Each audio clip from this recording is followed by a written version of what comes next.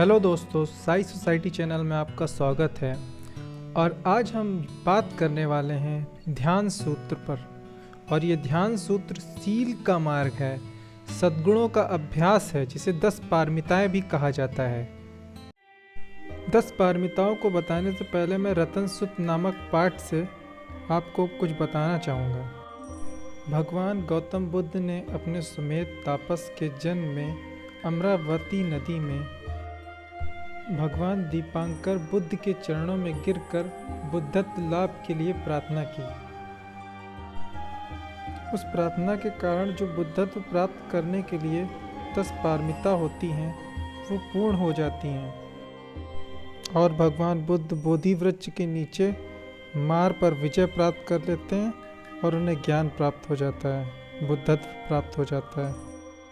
तो आइए अब बात करते हैं कि ये 10 पारमिताएं क्या होती हैं और इन 10 पारमिताओं को पार करना क्यों जरूरी होता है बुद्धत्व प्राप्ति के लिए। पहला है सील, दूसरा है दान, तीसरा है उपेक्षा, चौथा है नैष्क्रम्य, पांचवा है वीर, छठा है शांति, सातवां है सत्य, आठवां है अधिष्ठान, नवा है करुणा और 10वां है मैत्री। यही 10 पारमिताएं हैं और मैं अब इनका आपको अर्थ समझाता हूँ कि इनका अर्थ क्या है।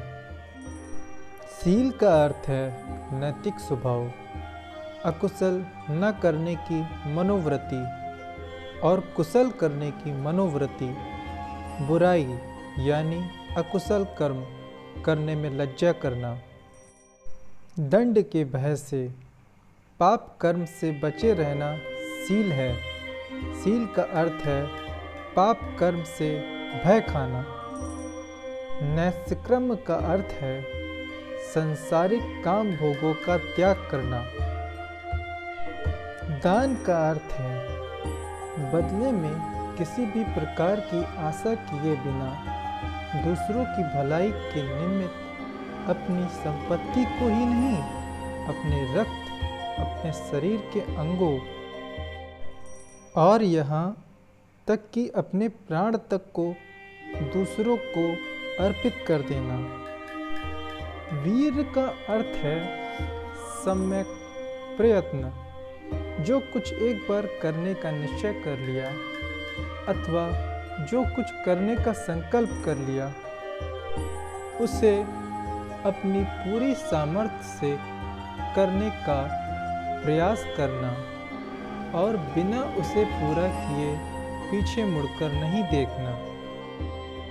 शांति का अर्थ है क्षमाशीलता, घृणा के बदले में घृणा न करना, इसका यही सार है, क्योंकि घृणा से घृणा कभी शांत नहीं होती, यह केवल क्षमाशीलता से ही शांत होती है।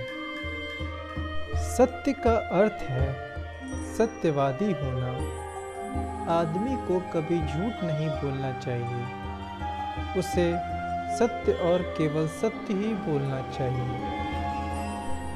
अधिष्ठान का अर्थ है अपने उद्देश्य तक पहुंचने का दृढ़ संकल्प।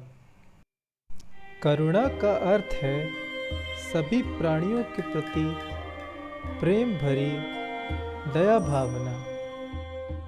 मैत्री का अर्थ है सभी प्राणियों के प्रति भ्रातृत्व भावना रखना, न केवल मित्रों के प्रति ही बल्कि शत्रुओं तक के प्रति भी, न केवल आदमी बल्कि सभी प्राणियों के प्रति भी। उपेक्षा का अर्थ है अनासक्ति, जो उदासीनता से भिन्न है।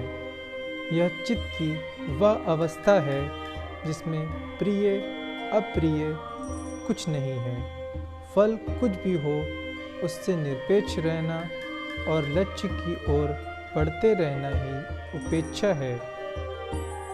आदमी को इन 10 सद्गुणों का अपनी पूरी सामर्थ्य के साथ अभ्यास करना चाहिए, इसलिए उन्हें पारमिता कहा गया है।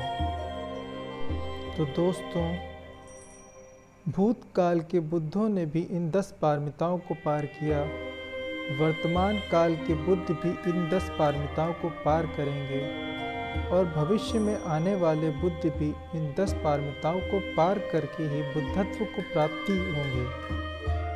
तो दोस्तों, इसी के साथ आपसे मैं विदा लेता हूँ। तब तक के लिए धन्यवाद।